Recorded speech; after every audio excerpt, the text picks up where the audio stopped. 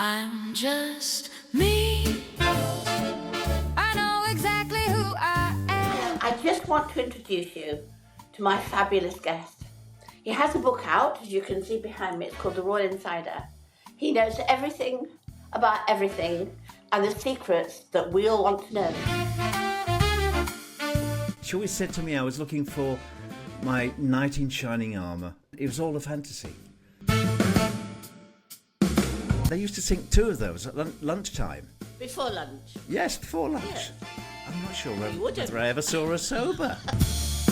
It's hard for people to understand that this remote world with remote figures that you only read about in magazines and newspapers, it was my life. So very, very Sherrie, a public liability.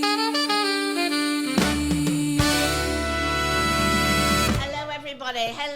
Now, can I just say to everybody, this is the wonderful Paul Burrell, who is not only wonderful, but he's such a wonderful friend of mine, and I love him desperately. Hello, Paul. Hello, my darling. Are you all right? It's lovely to see you. Lovely to see you. I don't see enough of you. Mind you, I've probably Well- seen more of you than anyone else. We're talking about the Full Monty, aren't we? We are. Yeah, when we And actually we did. stripped. Well, actually, I think I saw more of you You probably because did. you did that. I remember the day you all did the running around. Where were you in that theatre? And you Yeah. all had to run around naked, didn't you? We did. All the boys. All of you, Yeah. all the boys. All the boys. had to- Yeah, we did. We were wearing. It's a spoiler. We were wearing a modesty sock. Yeah. Were and you? Yes, some of them were larger than others, of course. We better not say who, had we? No, we better not say who. No, I didn't know you had modesty socks on. We did. Oh, so Yeah. that the Willies had little hats, did they? They did. Yes. Did yes. they? Or a bit of mistletoe or something. Oh, that Did would it- have hurt. Yeah. Well, thank God it wasn't Holly. Whoever Holly is. Yeah. But we had fun, didn't we? Have fun. Oh, didn't we had. have fun? It was a roller And for the coaster. right reason. And for the right reason. No? It was a roller coaster of emotion, I think. It for all was. of It us. was a bit hard. Do you remember the night we had to stand in? We did it in a theatre, didn't we? In front of an audience. We all had to go to the front and say the reasons we were there. Yeah. And that was not Tough. good. Tough. And I had to talk about my brother. You barely got through that. I couldn't do that. No, I You still can't do it. You got through it with Colleen, actually. She came Colleen and was helped good. you. Yeah. But I still can't do it now. I can't take on board that he's gone. But it was a really good reason. And Well, Sherrie, when you lose someone you love in life, and we both lost people we love in life, you don't actually say goodbye to them. You carry a little piece of them with you for the rest of your every days. day, every Yeah, day, every day. And I talk to my brother every day. Yeah, I and they have pop up in have a little dreams. word. Yeah, Yeah. all the time, strangely. Yeah. And so, well, that brings us neatly to Diana, of course, because she was the love of your life. Well, I loved her very, very much. And I know people you don't did. understand that relationship. You do, because we've spoken about it in depth. Yeah. And I loved her very much. And she was part of my world, a huge part of my life. Not just a part of my life, but was my life. Because I dedicated myself to her. How and long to for, her Paul? service. How 10 long? years. 10 years for her. But, I met her long time ago when she was Lady Diana Spencer and she came to stay at Balmoral. So I knew her then, long before anybody ever knew who she was. I knew her in 1980, before she got married in 1981. So our relationship was the full span of her life in the royal family. I always felt very sorry for her because I remember those lovely pictures of when she was standing with her skirt and you could see right through her skirt and because she didn't understand that. And also the chasing of the paparazzi and all of that, long before it got very bad. I'm talking about in the early days when she must have thought, what the hell what is this all about? Why am I being chased? Although, of course, she knew the family she was going into, though, didn't she? She did, because she grew up at Sandringham, at Park House. She was born at Park House in Sandringham. So, Johnny Spencer was the old king's aquarium waiting, and they all knew the royal family. So, in a way, she grew up with the royal family, although she was very young and much younger than Prince Charles. Yeah, of course. She was the youngest, and, so she fell into that sort of trap. And she always said to me I was looking for my knight in shining armour. Then my prince arrived, and he rescued me from the real world and took me into his world. And she said, my life was complete then, but it wasn't, because it was all a fantasy. Yes, and none of it was real. None of it was true, wasn't it? No, and, she was a romanticist. She was she loved fiction, romantic fiction, and because her step grandmother was the most famous romantic fiction writer of all time. Of all time, yeah. Barbara Cartland. Yeah, of course. So she must have read all those novels. She must have read all those novels and thought, this is going to be my life. Yeah, wanted to be in them. Yeah. But it was an extraordinary life, though, and all it's. You know, I look at them, the Royals, and I don't know whether we'll have them in the next 10 to 15 years. It's changing, isn't it? Yes, it's all changing, Sherrie. And, you know, when I think about it, I think about when Diana came into it, it was at its zenith, its height, and she was before her time, and she was fresh and new and different, and that was the future, and it was incredible. And I think we saw the golden days, and then we saw, of course, well, in my service, I started with the Queen when I was 18 years old. So with her, I saw the golden years. Yes. And then moved on to Diana and saw the popular years. And then after she passed, I saw a massive change in the popularity of the royal family. And we're watching that now. We're watching it unfold before our very eyes. I mean, we're old enough to say we loved our Queen too. Because she was always with us, wasn't she? All our life. Yes. She was I there. like the relationship that you had with the Queen. It sounded very funny. Well, and I know what I love is the gin du bonnet. I've never heard of gin and du bonnet until I read your book, and I thought, oh, that sounds. It was lunchtime though, wasn't it? It's quite a powerful drink, you know. Is it? I used to measure it in half and half servings. So half a glass of gin, 2 cubes of ice, half a slice of lemon, and top it up with Dubonnet. It was like rocket fuel. And the Queen and the old Queen Mum, they used to sink 2 of those at lunchtime. Before lunch, of course. Yes, before lunch. Yes. Yeah, and then, as you do. And then drink what at lunch? And then drink a glass of wine at lunch, and then go through the afternoon and wait for 6 o'clock to arrive for a gin and tonic. That's a life, isn't it? I love it, yeah. I mean, that's an old-style life, though, isn't it, I guess? Someone once said to me, did you ever see the Queen drunk? Well, no, I never did, actually, but I'm not sure whether I ever saw her sober. Oh, that's brilliant. She loved a drink. Did she? Yeah. But the funny thing is, with all of that lifestyle you had, which I find quite extraordinary, when I've read the book, I mean, it was wild. Yeah, I have to say. It was wild. Your beginning was very wild. And you had to learn very quickly to lock your door and keep it shut. Yes. Not all the time, I'm guessing, but... No, but the culture at Buckingham Palace was very much downstairs staff, 200 downstairs staff, and lots of men and lots of single men, and there was a gay community in Buckingham Palace, and, you know, we were all warned when we first started, young 18-year-old boys. I mean, I'd never experienced anything in my life Anything, before. yeah. Nothing. And I was warned by the sergeant footman that night, lock your door because they'll be patrolling, they'll be parading, they want to get to you. I said, what do you mean? Well, there's a running order. There's a bookie's book's open and who's going to get to you first? Said, what? So, of course, I was petrified. I was thinking the Queen's asleep downstairs and she doesn't know half that's going on. And she didn't, because we were a community. I mean, much the same as acting on stage, you form a family. Of course. With the family players. We were all players in this soap opera of the royal family. They were the lead actors and actresses, and we was the supporting underneath, making it all happen. And so this family of boys and girls travelled with them, lived the same lifestyle as them, partied like them, drank like them, and had a whale of a time. Did you have your own bar? Yes, we did. We were self-contained, our own pub, and everybody was in there boozing all the time. It's a wonder the Queen ever got anything to eat. Because so it's like being on a cruise ship. It is. They're all in the pub. Yeah. The bar downstairs. And she'd look at the staff going around the table and think, well, they're a bit... Is it a rough sea today? Because everybody...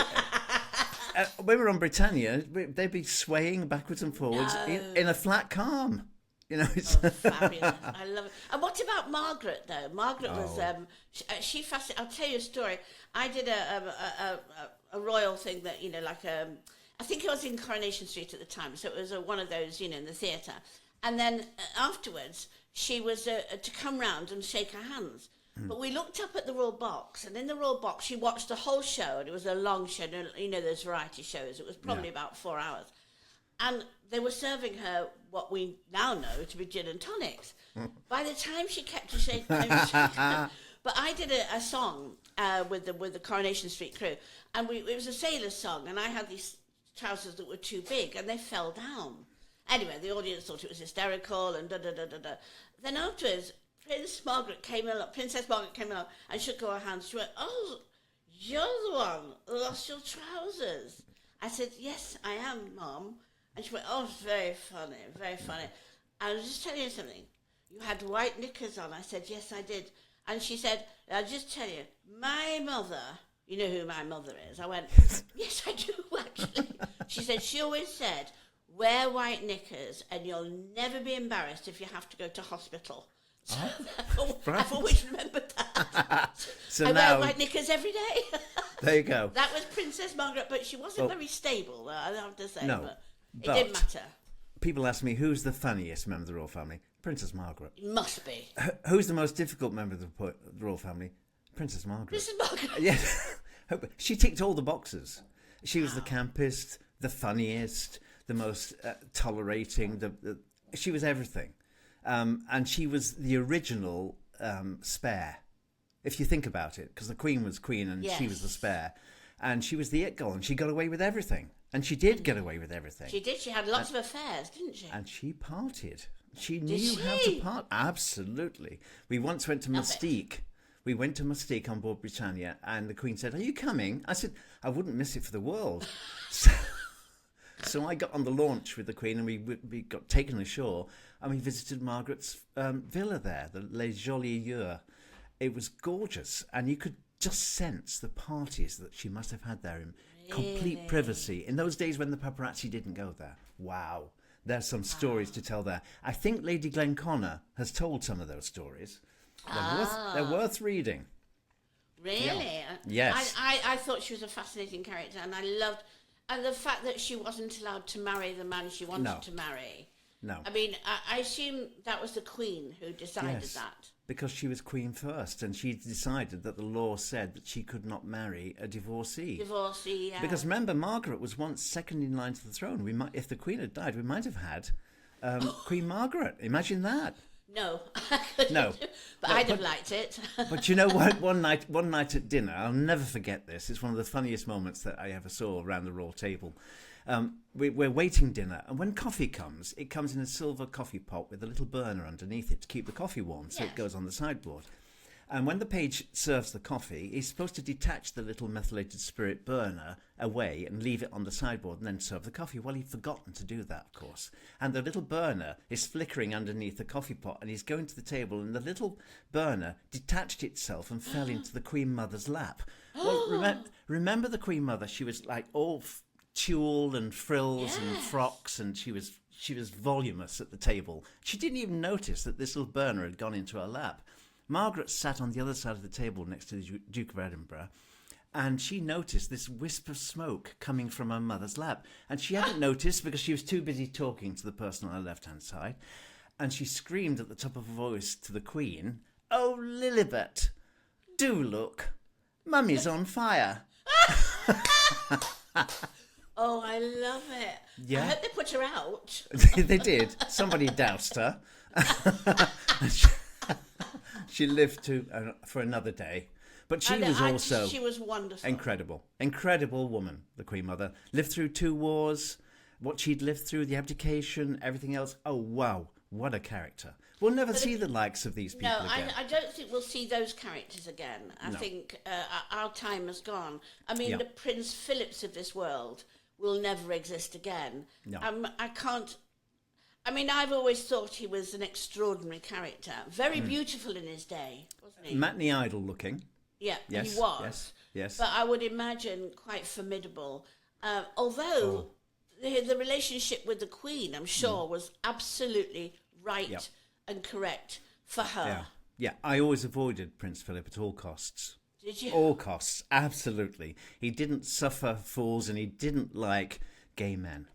He didn't. He didn't like men that fawned over his wife, and we all did. We all looked after our Queen because she was our Queen, and we looked after. No, he liked hard, no nonsense men, straight down the line, and he loved beautiful women, of course.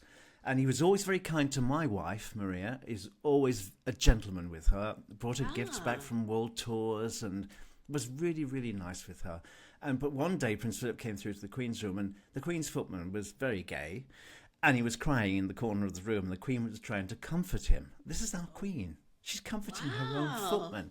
And Prince Philip came through from his dressing room, and he said, "What's the bloody matter with him? Is it boyfriend trouble?" And the Queen said, "Oh, darling, no, it's not. We're just trying to sort this matter out." And the Queen he was went there. away? Yes. And this poor boy was in fits and tears, and the Queen was trying to console him. The Queen was the kindest, most generous person I've ever known. A good, kind Christian woman, like a gran. You want to put your arms around her. And I never did put my arms around her, but on the times when her hand brushed against mine, I used to think, am I lucky to be standing beside our monarch? She's a very special woman. And when I was ill, I had an accident in America, you know, Sherrie. I fell down a staircase and ruptured my spine, and I couldn't stand. Yes. And she said to me, "Don't worry, I'll take care of everything." I was sent to the finest hospital in America. I had the best surgeon. I was there for 2 weeks convalescing. And then at the end of that, she sent her plane, the Queen's flight, rigged out as a hospital, to bring me back home. And when I got home and I said to her, "Your Majesty, I can walk and it's all thanks to you." I said, "What about the bill?" She said, "Oh, don't worry. I'll take care of that." Wow. The bill was like £500,000 for everything. It was incredible. I could never afford that, but that's who she was. She took care of the people who looked after her. And that's never going to come again, is it? Never. No. Because it can't, because it's a generational thing, one. Yes. And two, it's time out now, isn't it? It's moving on. We're all in a world which nobody understands, or I mean, I certainly don't. You just worry about the whole world, what's happening to the world. And but look what's happening. royalty doesn't happen, does it? It doesn't happen in the same way. And look what's happening right now, of course. Yes. Look at that mess. Yeah. I mean, I'm so thankful that our dear late Queen isn't here to see her favourite son in such a pickle. I know. It's more than a pickle. Because, I mean, although there were rumblings before she died, I mean, she could never have dreamed that this would happen. In fact, Sherrie, I think the Queen sort of brushed everything under the carpet and hoped it would go away. We all used to do that, I'm afraid. Yeah, and I think she left an unexploded bomb to go off after she died. Oh. And Charles had to deal with it. And he's had to deal with it. And you know, he's dealt with it really, really well. I don't condone anything that Andrew and Fergie have done, because they associated with a paedophile, and you have to think about the victims of Epstein. And Andrew shouldn't have been there. Nowhere near it. And neither should Fergie. And they've got themselves to blame. They've only got themselves to blame for this mess. And they should be sent into exile. Because whilst ever they're near the royal family, they will cause the royal family harm and damage. And they can't stand that today. It can't happen. So but you know, Paul, they're not stupid people. Why did it never occur to, particularly Fergie, because I have met her and she's a clever, intelligent woman. Why did it never occur to them what they were doing? I think they probably thought they'd never get found out. And greed, money. When you're, it's all about money. And they always struggle through over the years and never had much. And I think it's the money aspect that enticed Andrew and Fergie to America, to the Epstein camp. And everything else that happened was just appalling and wrong, of course, wrong on every front. And now, who is he now? He's nobody. His life is ruined. God. And hers too. And I And feel for the hers. daughters. Do you feel for I was the just daughters? about to say that, yeah. What Yeah. will they do? How will they... They will come through it because they Yes. have husbands and, and it's... And fine. families. But that's not the point, is it? No, It's what's no. left with you. It's You know, association. you have to live with it, yes. Yeah, yeah. So that brings us to Harry and Meghan. So Look at that. What a I mess. know, another mess. So and that, how is that going to resolve then? Well, I remember being there, and I remember the Queen saying that she wanted Harry and Meghan to stay in the royal family. She wanted them. Yes. We all wanted them. Do you remember when they got married? And there was an ocean of goodwill which came towards... Oh yes. We loved the wedding. We loved everything that Meghan was bringing to the royal family, being mixed race, being divorced, being American, being an actress, and all her those mum things. was there, which was lovely for everybody. Yeah. Wonderful, wonderful. Got off to a great start. I think something went wrong then when Meghan realised what the rules of the royal family were, and she couldn't ever be a star. She'd only ever be a supporting actress. I think then the wheels came off, and I think she then thought, well, I've got to change this, and we've got to move in a different direction. They could have gone to Canada and been Governor General. They could have gone to Australia and done the same job for the Crown, but no. I think Meghan decided they wanted their independence, and she persuaded Harry that was the right way to go. Now, you can't blame a man that's fallen in love with a woman and wants everything to be right for her And has children, their and family. has her children, yeah. Yeah, and That's the Harry thing. did fall in love with her, and I wish them well. I don't wish them any harm. I wish them well, but I wish they would just stay in their particular area, stay in America, make a success of your lives, do everything you want to do, but stay out of the politics of the royal Let family. it go. Because, Why don't they let it go? Because I thought they wanted to let go of the royal family and their association with the royal family, but every corner they turn, they seem to be on a TV show It's promoting. not necessarily. Yeah, it's not. I don't think it was true. I don't think they wanted to let go. I think they wanted more recognition than they were getting.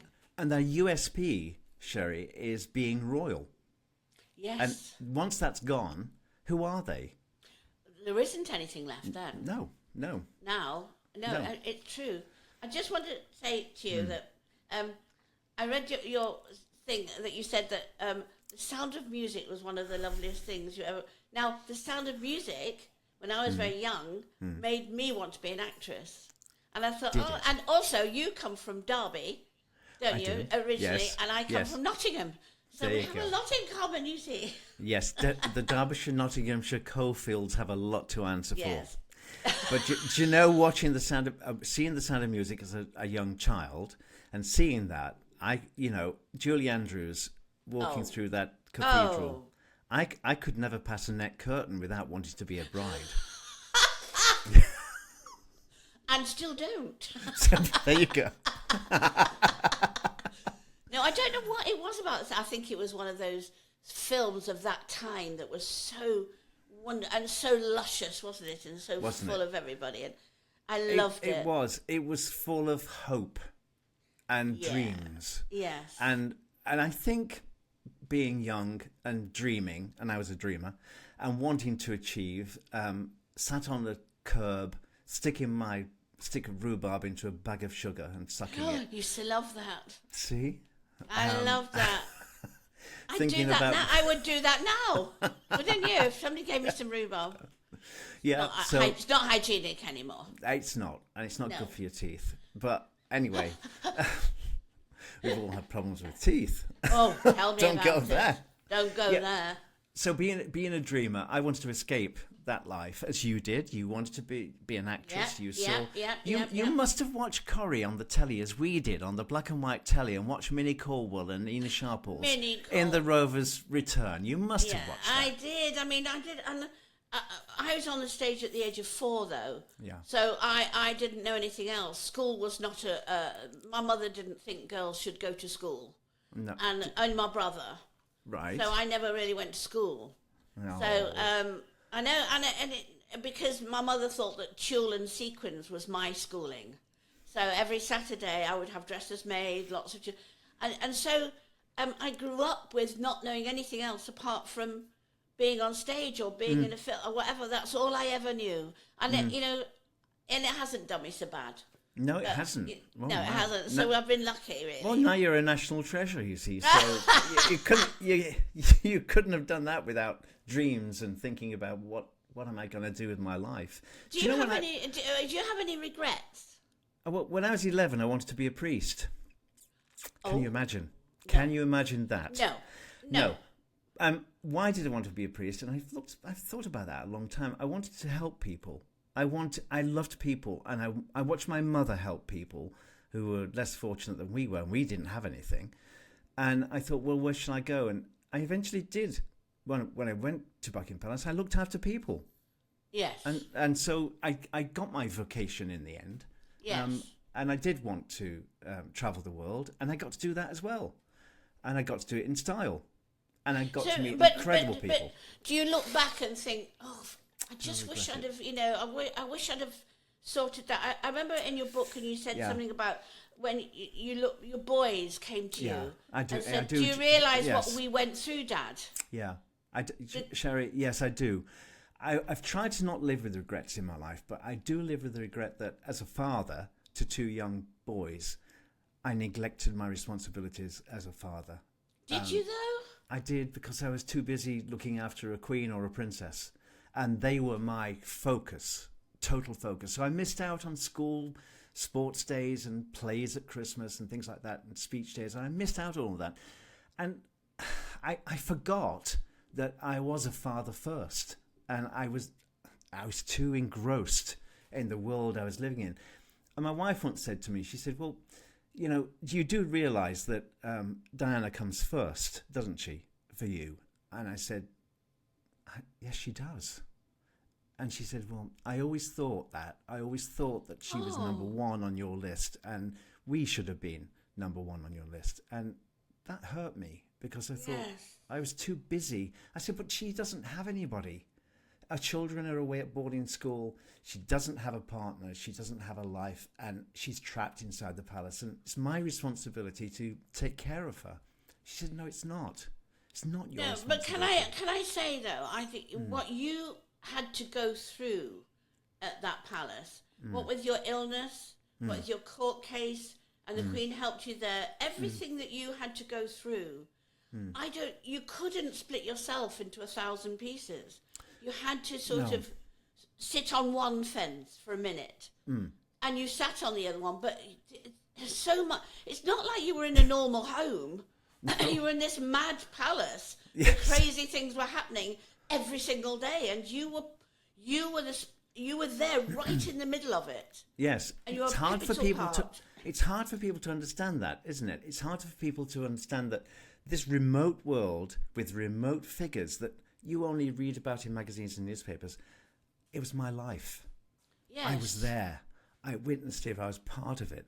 And I think that's the disconnect which the public have with me.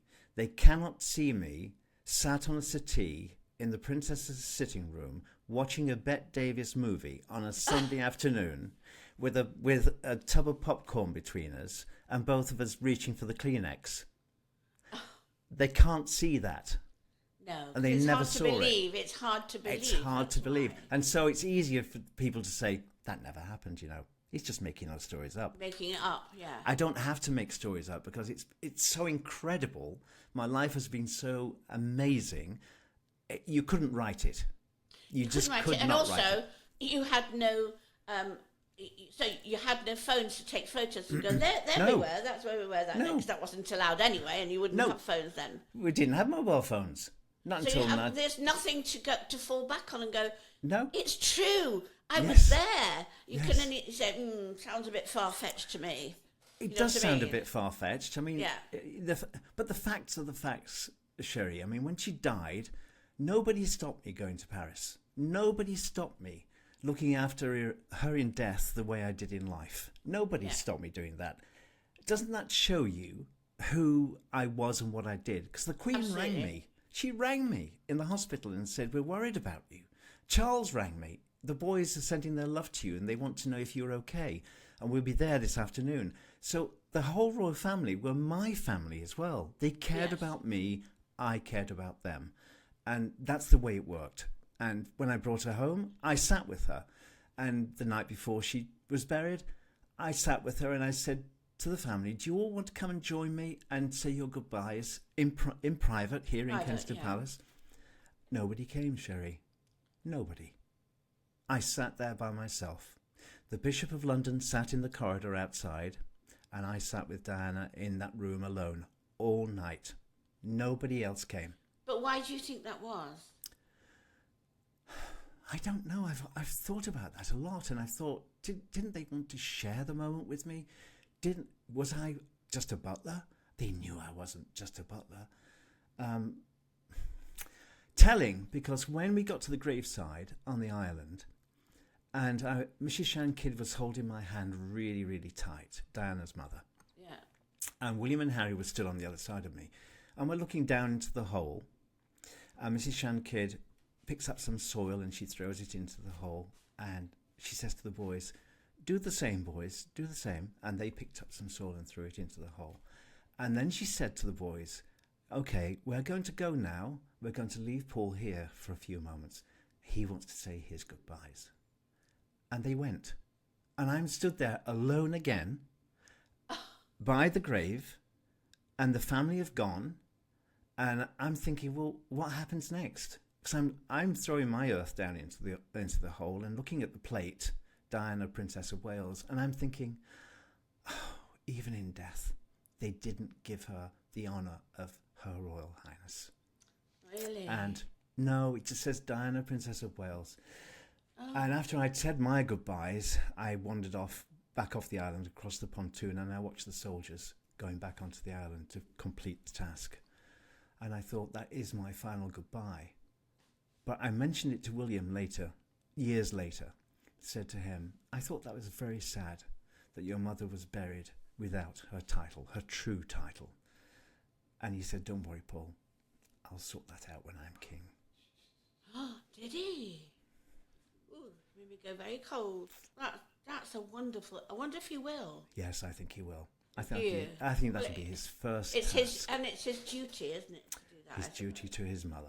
Yes. And what do you think about where she's buried? I've never agreed with that, Sherrie, because I tell you, again, she's isolated in death the way she was in life. Yeah, she's on an island. Very strange, isn't it, that she's even there? Yeah. And I did say at the time, why isn't she going to be buried in St. George's Chapel? She's the mother of a future king. Why isn't she buried in a public place where people can come and pay their respects? Her, yeah. No, the Spencer family took charge of the entire thing and thought that was the best thing for her privacy and security, to keep her safe on the estate, on an island surrounded by water. But I don't like to think of her there. She's alone. It's a very odd. I always thought it was an odd choice anyway. Yeah. Really? Because people think she's buried in the chapel with her father. Yes. But she's not. She's buried on the island. I was there. I saw it. It happened. And I was there. And it's bothered me. I wonder if... I don't think William would ever change that. Move her. Because, James VI of Scotland and first of England, his mother was buried in Peterborough Cathedral, Mary Queen of Scots. And when he became king, he moved her. He moved her from Peterborough Cathedral to Westminster Abbey because he thought it was a more fitting place for his mother to be. And so it wouldn't be a precedent. I don't think William would dig up his mother. I think it would cause too many problems. Oh, can you imagine? It would. It would be too devastating to do that. So I think what he can do is restore her back to the position she should have. Yes, absolutely. Always have been in. Will he be a good king? He's very kind and gentle like his mother. Yes, he is. Yes, he's like her, isn't he? Yeah. Very like her. Yeah. And very like her. And when I was with them last, I said to William, you are so like your mother. And Harry, you're like your father. And William said, don't say that. Don't say that. Wait, Harry, he doesn't want to hear that. He doesn't want to hear he's like Papa. But I know. I think that's the divide they are. Harry's fiery and has a temper, like Charles, and William is mellow and considerate. Yes, like he is like his mother. Yeah. Yeah, always One thing was. with the sad thing about Diana is that she had that Well, there was James Hewitt, wasn't there? There was Dodie, there was Hasnett. Yeah. And who do you think the love of her life was and would have been? Well, I knew them all. And I think, honestly, this fling with Dodie Al-Fayed that she was having over 30 days, most people don't realise that relationship was 30 days only. Her affair with Hasnat Khan was 2 years.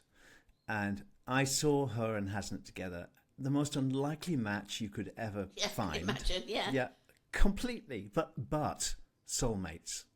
Completely into each other and devoted to each other. And when I saw them together, I gave them romantic candlelight dinners when nobody knew Hasnat existed. No one knew, yeah. I'd say to the chef, Princess is hungry tonight. Can you cook a little bit more?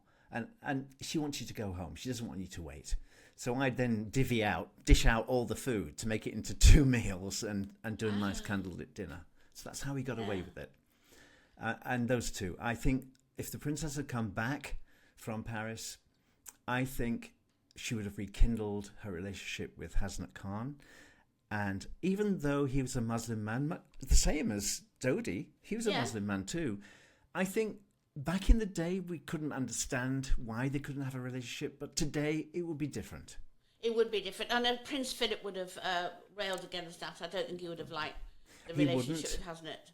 No, and also, I never believed she had a thing with Dodie. I always thought that was a little bit of a it's a smokescreen. I thought it was a smokescreen. Yeah, it was more to make Hasnat jealous, I think. Yeah. Because all through that holiday, she was ringing me. And she was saying, has Hasnat seen the newspapers? Do you think... I said, of course he's seen them. He sees them every morning. He goes and gets them. But he must have been furious with her for going out there. I said to him, he's furious with you, and he's going to sort you out when you come back. Is he? Is he really? Right. So I'm coming back day after tomorrow. I'll be back. Of course, she never came back. I never forgot the scene of her going down in that lift. And I always thought... Now, is it true that the royals used to have doppelgangers? That they always had doubles, always? Yeah, there were. But if you watch that scene going down in the lift, this is a woman I knew really, really well. I knew her body language. She is telling everyone, I don't really want to do this. I'm not... Dodie's arms are not around her. There's no affection between them. She's doing this under protest. She doesn't want to go out that late at night. So she was being told, you've got to do this, and we've got to go out the side door, and this is the way it's going to be. And she wasn't used to being told what to do. You remember, she was the queen in her own domain. Yes. So this once she was being told she had to go out through the side door. She was going to see Dodie's flat at the Champs-Élysées, and this was a fait accompli, and she didn't want to do it. So she's doing it for him, just to keep him happy. And that was the last journey she ever made. The last sight she ever saw must have been the Eiffel Tower. Yes. It must have been. As they went into the tunnel, they must have seen the Eiffel Tower lit up. And when I went to lay some flowers on the flame above the tunnel. I thought to myself, is it ironic that she should die in the city of love? All the stuff surrounding the accident has never really been cleared up, has it? It won't be, will it? It will always be secret. Do you know what the Queen said to me at Buckingham Palace? She said, Paul, be careful. There are forces at work in my country of which even I have no knowledge. And I thought, wow, that was chilling coming from the monarch. They were her exact words as she looked into my eyes. And I said, I don't know what to say about that. She said, just be careful. Wow. I wasn't there, Sherrie, so I don't know what happened. You don't know? No one, I can't say. No one would ever know, will they? No. There are doors closed. Stories. Yeah. Doors closed, and doors will always remain closed. Yeah.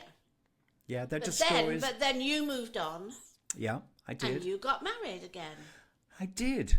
Strangest thing happened. And having been married 30 years to my wife, my marriage disintegrated slowly after Diana's death, and it's not surprising.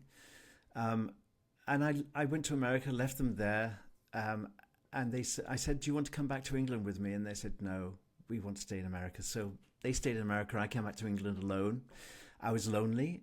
I'd gone to London to sign for I'm a Celebrity, Get Me Out of Here, strangely enough. Yes. And on the way back on the train, I saw this man, and he smiled at me. And I thought, oh, what happened? Something happened.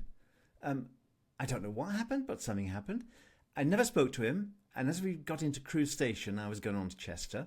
As he was getting off the train, I thought, if he leaves this train, it's going to be a sliding doors moment, and we'll never see each other again. So say something. So I said to him, have you got a card? And he had his card in his hand, waiting to leave on the table as he left the train. So he smiled again and left the train, and that man became my husband. And how long have you been together now? Well, we've been married for 8 years, and we've known each other for over 20 years. Have you? That Yes. long? That Wow. long. So, you know, people say to me about the King and the Queen and Camilla and all of this business. It always looms up in my life.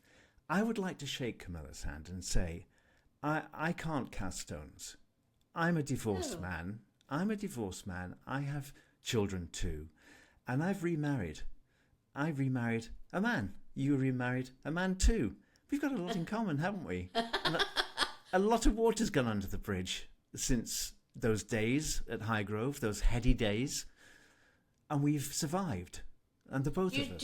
Did you become a friend of Camilla's in the end? In the end, not really, because she went into a different world and I wasn't part of that world. No. I was always polite and friendly and kind, and she was always that to me too in the Highgrove days. But my world, I went on a different branch of the tree. Yeah. I went along with Diana. So my allegiances were always with her. Of course. I don't bear the King or Camilla any harm at all. I wish them well. Did you watch the cenotaph service? Something very strange happened, Sherrie. For the first time ever, when the King was leaving the cenotaph, there was an applause. People clapped. And I think that was support for his latest decisions. And I think that's the people saying, well done, sir. I never heard an applause for the Queen. Never. No. Never. But there was a ripple of applause for the King. And I wish him well. And they respect his decisions, don't they? They respect what he's done. Yes, yes. Yeah. And that must have been tough to do that as a brother, and to do that as a monarch. And in a way, he was doing to Andrew what the Queen did to Margot, because the Queen broke Margot's heart when she couldn't marry Townsend. Yes. And now the King's had to do something similar to his brother. Yes. It's ironic, isn't it? Yes. It's just weird because you look at all this stuff that's happening now and you think, I wonder if this is the end of a time now, and if this is the end. And I often look back and think, you know, your days, your heady days. Yes. I wonder if the palace will never be like that now. No, it won't. No, it won't be run like that. And do you know, Sherrie, nobody lives at Buckingham Palace now. Not one member of staff. Nobody. No. In my day, it was a little town of its own, alive and bustling. No, it'll never happen again. Buckingham Palace is a cold, hard office. It's the front of the monarchy now. So nobody runs it? And it's run, but nobody lives there. People come in the morning and do their job and then go home at night. Yeah, whereas we had parties and we strewed the corridors with bunting. And Gloria Gaynor was blasting out, and we were all in our disco best. And fancy dress parties. Yes.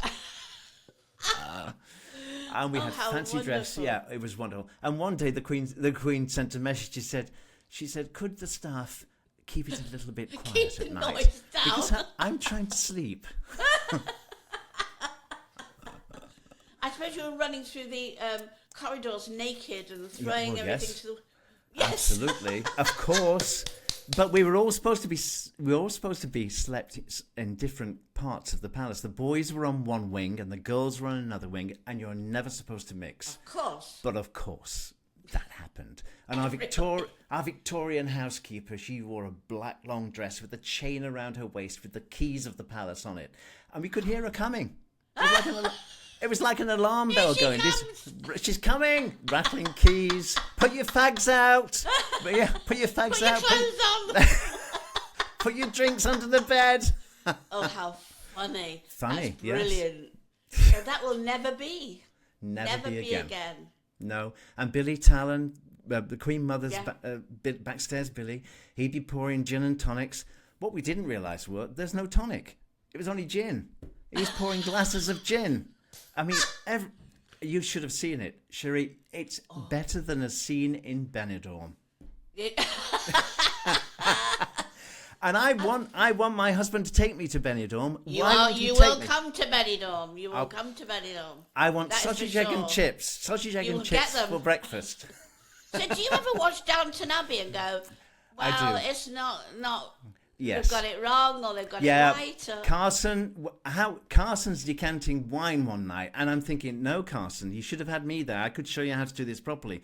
When we decanted wine, we decanted it through candlelight, so you could see the wine trickling into the decanter, and if there was any bits in it, which would be caught by the sieve and the muslin, that Carson, you're doing it wrong. Doing it wrong, love. Doing it wrong. You'll get sacked. So you think about Downton Abbey and multiply it by 100, and you're getting somewhere near Buckingham Palace. Really? Yeah. Well, if you think about Benidorm and divide it by 1,000, you get nowhere near it. It's a wild place, Benidorm. Oh, I'd love to go. And if we go back, you are coming over. I would. Yeah, if you go back, go back and do a special. You'll be there. Yeah, you'll be there. Believe me, you'll have the best time ever. Oh, me and Amanda Berry. Your book, yes, and Amanda. She'll be as there. well. Your book is wonderful, and it was a real opener. But what was more for me, I think, is very special because it's very poignant. Yeah. It's very silly. Yes, it's very mad, but it's very poignant and quite heart-wrenching and quite sad. In the right way, I think I felt. But isn't that life? Yes, as I said in the beginning. Yeah, it's a tapestry, a rich tapestry of different colours, and some are duller than others, and some are brighter than others, and we all live that life, and but not to that extent. I mean, no. I have been the luckiest man to stand beside two incredible, unique, and inspirational women, our Queen and Princess Diana. I mean, and it must have been hard when the Queen was poorly, and It was. We all saw her deteriorate very quickly. Yes. I know she was the age she was, but she looked quite stoic. But you didn't know she was dying. No. I did. Yeah, and that's the difference, isn't it? Yes. Yes. The last year of her life, when she was diagnosed in the last year, and the doctor said, you can have chemotherapy and radiotherapy and everything else too. And she said, no. Because I'm 96 years old. How much longer can you extend my life for? And of course, she was right. Yeah. And why? Yes. So she said, "No, I will. This is my natural life." And she lived out. Time to go to Prince Philip and tell him off. Yeah. Well, and then the minute she lost him, was the beginning of the end. I could see that. Yeah. And doesn't that happen with couples? Yes. You see a couple who've been married 60, 70 years. One of them passes, and the other one not very long after. Yes. Because it's their union, isn't it? They want to be together. Yes. And now the Queen and Prince Philip are lying in peace together. And that's I like. But often when you have a relationship, you can't wait to get rid of them. That's a different thing altogether. But they were very romantic and very sweet, and he adored the Queen, and she adored him. So, Paul, I just have to say your book is full of the most wonderful stories. Thank you. Really, really exciting, funny, poignant, lovely, and I think it tells a story about you. But it's all true.